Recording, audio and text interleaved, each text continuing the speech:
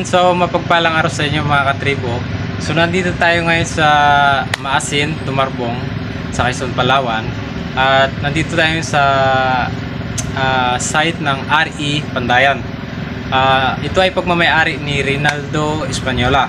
So ngayon ay sisilipin natin kung paano ba gawin, kung paano ba ihulma ang kanilang matitibay at matatalas na mga itak. So ayun mga katribo, nandito nga pala ang area ni Mr. Ray, dito banda sa Ideas, dito sa Maasin. Malapit ito sa purok ng Tumarbong mga katribo. Makikita nyo naman mga katribo kasi meron naman itong karatola. So proceed na tayo katribo sa kanilang proseso. Ang ginagamit nga pala nila ay ang mulye asiro.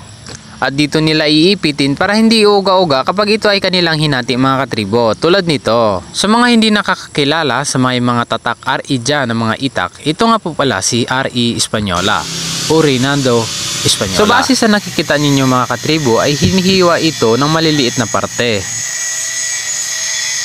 Pagkatapos mahiwa mga katribo ay ganito na ang kanyang kalalabasan. At pagkatapos nito ay ganito naman susunod na proseso. Iniihaw nila mga katribo sa nagbabagang uling. Alam nyo naman ang purpose upang lumambot at para ito ay mahulmahan na.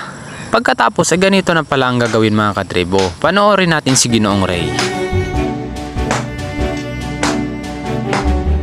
So ganun pala mga katribo, kung sa bahay gagawan mo na ito ng skeleton. At kapag napurmahan na pala ito mga katribo, sa gusto nilang anyo ay papainitin na naman ulit nila mga katribo. At kailangan may partner ka pala dito kasi matinding masuhan pala ito mga katribo. Tulad niyan, tingnan nyo ba naman, kailangan marunong ka magsaod. Para kang nagabayo pala dyan mga katribo ng tigudwa. Tigudwa ang tawag sa amin yan, ganyan yan yan. Shoutout pala sa dalawang yan mga katribo, talagang malalakas sila yung isa 1 hand pa. Grabe katribo. So pagkatapos pala katribo na makuha na nila yung tamang sukat, tamang nipis katribo, ganito na ang kanilang gagawin. So papatalasan niya nila mga katribo gamit ang bagay na to. So alin na tunghayan natin mga katribo ang pagpapatalas ni Idol.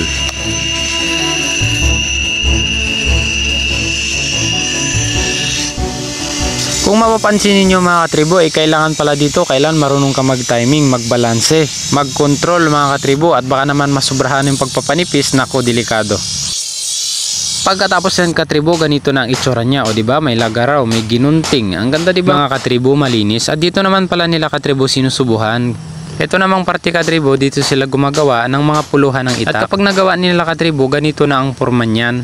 Ayan katribo. At pagkatapos yan katribo, ay nandyan na sa inyong mga kamay ang finished product. Maraming salamat Ginoong Ray sa pagbibigay ng makabuluhang kaalaman patungkol sa paggawa ng itak. Alam naman natin na ang itak ang pangunahing kagamitan sa bukid. Karamihan dito sa atin, sa bandang norte ng Palawan ay ang tatak RE ang ginagamit natin mga katribo sa pang-araw-araw natin ng mga gawain sa bukid mga katribo. Sa katunayan mga katribo, ipinapaabot ni Ginoong Ray ang pasasalamat sa mga users nito dahil sa pagtangkilik ninyo mga katribo ng kanyang mga produkto. Sa wakas at nakapag-graduate na siya ng kanyang 2 kolehiyo mga katribo at kasalukuyan ang naglilingkod sa ating pamahalaan mga katribo. Kaya't kung isa ka sa RE user at may kakilala ka na nais naghahanap nito, ay ilalagay ko na lang sa comment section ang link ng mismong may-ari upang direkta ka nang makipag-ugnayan sa tatak RE. Kaya't huwag nang magtagal, bili na sa tatak RE. Maraming salamat mga katribo sa inyong panonood at tangkilikin natin ang sariling atin. At para sa mga baguhan pa po sa aking channel ay pakipindot lamang po ang follow button for more videos. Maraming salamat katribo.